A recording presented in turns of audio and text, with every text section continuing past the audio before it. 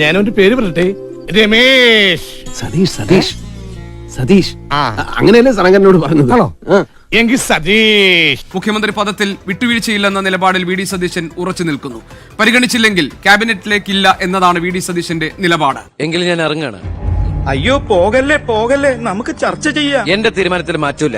ഇല്ലെങ്കിൽ വീണ്ടും ഒരു ഇലക്ഷൻ നേരിടാൻ തയ്യാറല്ല. അല്ല, ഞാൻ പറയുന്നു കേക്ക്. MLA-മാരെ മാത്രം കേട്ടാൽ പോരെന്നും പൊതുവികാരം പരിഗണിക്കണമെന്നും ACC നിരീക്ഷകരെ സതീശൻ അറിയിച്ചതായാണ് വിവരം. അനന്തകൃഷ്ണൻ സാറേ, വല്ലോ അറിഞ്ഞോ?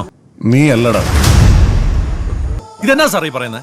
ഈ മഞ്ഞ തട്ടടിയും കൊണ്ട് കാട്ടി വന്നു കിടന്ന് പാർട്ടി ഉണ്ടാക്കാൻ വേണ്ടിട്ട് അവസാനം എനിക്കിട്ട് ഒരുമാതിരി. MLA-മാരെ വെവ്വേറെ കാണണോ എന്ന് തീരുമാനിക്കുമെന്ന് ACC നിരീക്ഷകനായ അജയ് മാക്കാൻ പറഞ്ഞു. എന്റെ ഇടയിലെ ശരിയായിക്കൂടെ? പക്ഷേ മേനോ സാറിനെ മാറ്റി നിർത്തിക്കൊണ്ടുള്ള ഒരു ഒത്തുതീർപ്പിനും ഞങ്ങൾ ആരും തയ്യാറില്ല. തിരഞ്ഞെടുപ്പിൽ ജയിച്ചിട്ടും മുഖ്യമന്ത്രി ആര് എന്ന കാര്യത്തിൽ തീരുമാനമെടുക്കാൻ കലങ്ങി മറിഞ്ഞിരിക്കുന്ന ഒരു ചർച്ചയാണ് ഇപ്പോൾ കോൺഗ്രസിൽ നടക്കുന്നത്. ആരെങ്കിലും ഒരാള്, ആ ഒരാൾ ആരാണെന്ന് പറ. നിങ്ങൾക്കൊക്കെ ബുദ്ധിമുട്ടാണെങ്കിൽ അത് ഞാൻ ഏറ്റു. അയ്യടാ, നീ അങ്ങനെ തനിച്ച് ബുദ്ധിമുട്ടണ്ട, ഞങ്ങളൊക്കെ ബുദ്ധിമുട്ടാൻ തയ്യാറാണ്. മുഖ്യമന്ത്രി സ്ഥാനത്തേക്ക് KC അല്ലെങ്കിൽ പിന്നെ ആര് എന്ന ചോദ്യം ഉയരുമ്പോൾ AICC നേതാക്കൾക്കിടയിൽ കൂടുതൽ സ്വീകാര്യത രമേശ് ചെന്നിത്തലയ്ക്കാണ്. അപ്പൊ പിന്നെ അടുത്ത മുഖ്യമന്ത്രി എന്താ ഇത്ര സംശയം? താൻ തന്നെ. ഈശോയെ, ഞാനിത് സ്വപ്നത്തിൽ പോലും ആഗ്രഹിച്ചിട്ടില്ല. ഒന്ന് ചുമ്മാ പോടോ.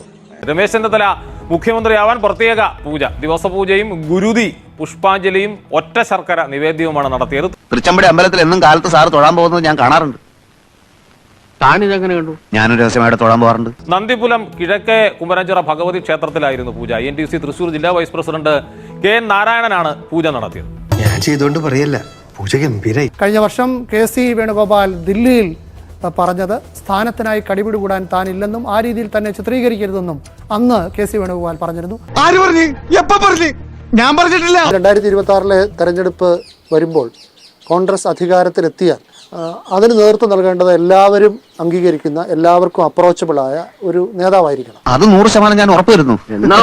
Thank you. എനിക്ക് എന്റെ പാർട്ടിയാണ് ഏറ്റവും വലുത്. ഒരാഗ്രഹങ്ങളും അത്തരത്തിലില്ല. ഇന്നതാവണം എന്നുള്ള ആഗ്രഹങ്ങളൊന്നുമില്ല. അതൊക്കെ അന്ന് ഉള്ള കാര്യങ്ങൾ, അതിനെപ്പറ്റി ഇപ്പോൾ ഇവിടെ ചോദ്യം ചെയ്യേണ്ട കാര്യമില്ല.